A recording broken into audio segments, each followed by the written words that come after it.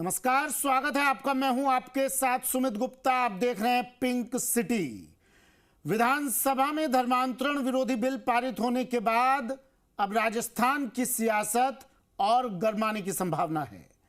अब अपना मूल धर्म छोड़कर दूसरा धर्म अपनाना आसान नहीं होगा। सरकार ने इसके लिए कड़े प्रावधान किए हैं, पर सवाल यह है कि आखिर सरकार को धर्मांतरण विरोधी बिल क्यों पारित कराना पड़ा। देखिए हमारी ये खास रिपोर्ट।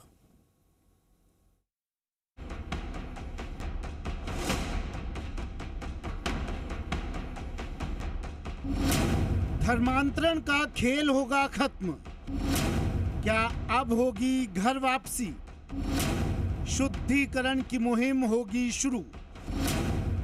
मुद्दे पर सियासत हुई तेज।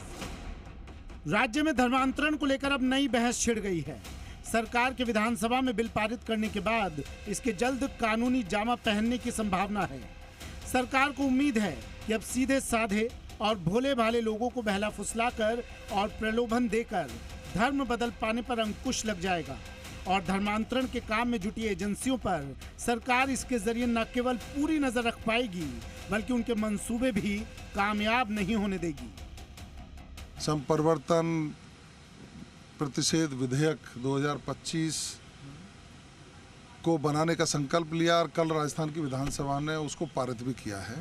उसमें स्पष्ट प्रावधान है कि कालांतर में कोई लोग किसी कारणवश अपना धर्म छोड़ करके दूसरे धर्म में चले गए थे, यदि वो मूल धर्म में वापस लौटना चाहते हैं तो उन पर यह कानून लागू नहीं होगा।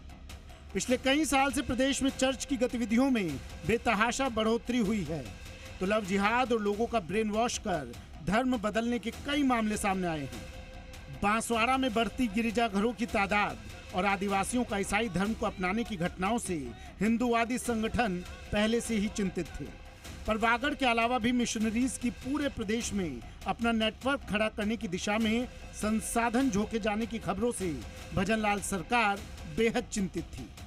भरतपुर में पिछले महीनों धर्मांतरण के आरोप में गिरफ्तार किए गए प्रोफेट बरजिंदर के केस के सामने आने के बाद सरकार ने ऐसी घटनाओं को रोकने की दिशा में सख्त कदम भी उठाए थे, पर यह सब बिना कानून के संभव नहीं था।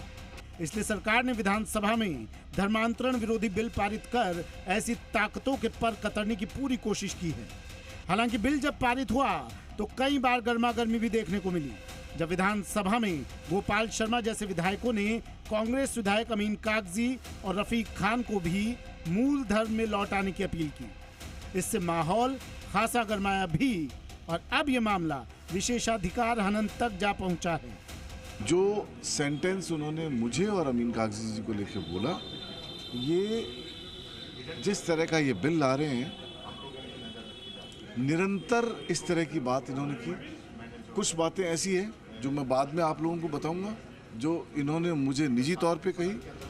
अजमेर जिले के ब्यावर से सटे इलाकों में पिछले कई दशक से धर्मांतरण की गतिविधियों ने वहां परिवारों में ही आपसी टकराव की स्थिति पैदा कर दी है।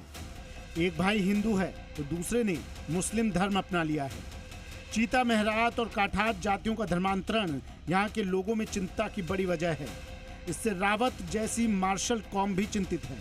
तो श्रीगंगानगर में बढ़ते चर्च, दलितों का ईसाई धर्म अपनाने की घटनाओं ने भी स्थानीय प्रशासन और सरकार को सख्ते में डाला हुआ है। राजस्थान विधानसभा में इसे लेकर वहां के विधायक गुरवीर बराड़ ने अपनी चिंता भी प्रकट की। यह सिर्फ हमारे डेमोग्राफिक स्ट्रक्चर को बदल रहा है, यह देश की सुरक्षा के लिए एक बड़ा खतरा है। मैं आपसे निवेदन करना चाहूंगा कि यह समय रहते हुए राजस्थान की सरकार जागी, जहां पूरे देश में इसकी जरूरत थी। आज क्रिश्चियन मिशनरीज ने पूरे देश में उनकी 2800 वेबसाइट्स चल रही हैं।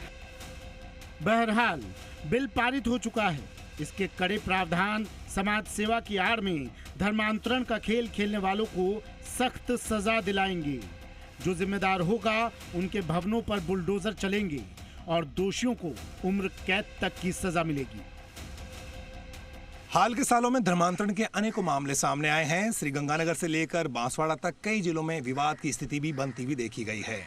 इससे मुख्यमंत्री का गृह जिला भरतपुर भी अछूता नहीं है। जाहिर है संघ परिवार का सरकार के ऊपर दबाव था और इसलिए सरकार ने विधानसभा में धर्मांतरण विरोधी बिल पारित कर अपने मंसूबे भी साफ जाहिर कर दिए हैं। अब आने वाले दिनों में घर वापसी और शुद्धिकरण की मुहिम आगे बढ़ती हुई दिखे तो इसमें किसी को भी हैरानी नहीं होनी चाहिए।